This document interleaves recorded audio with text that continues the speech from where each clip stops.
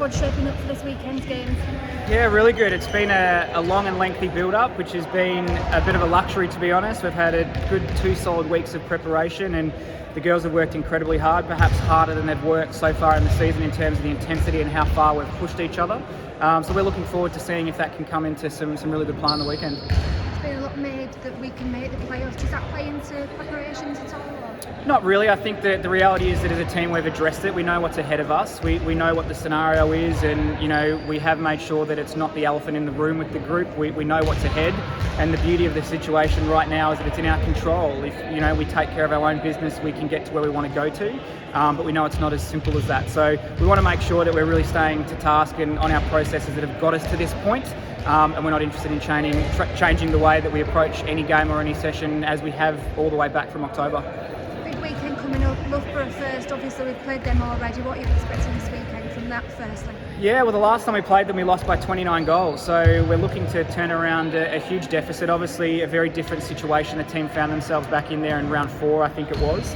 And Loughborough have gone on a journey to really dominate in different parts throughout the season. So we love playing against the teams that sit inside the top 4, because obviously that's the quality that we're gunning for, and we need to be able to find our best against those best teams. So we can't wait for the contest. Nothing to lose, everything to gain, essentially, and really looking forward to seeing, I guess, the improvement from where we were back in round 4. And then Storm on Monday.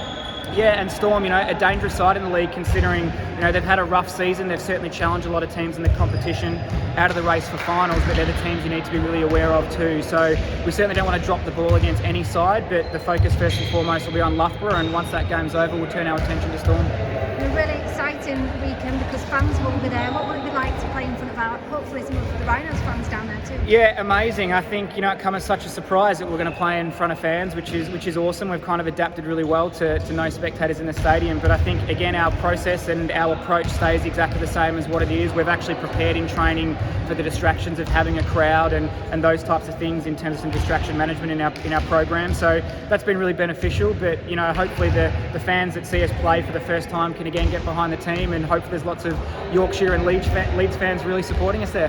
Finally, something we haven't really mentioned is in recent weeks we've had 5 of our players named in England. How proud are you of this?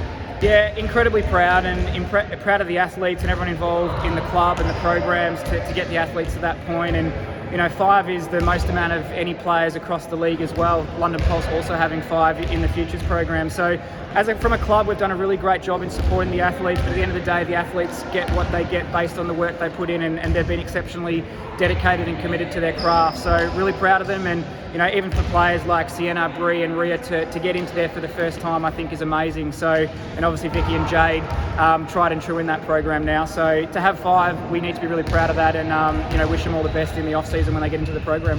Good stuff. Good luck for the weekend. Thank you.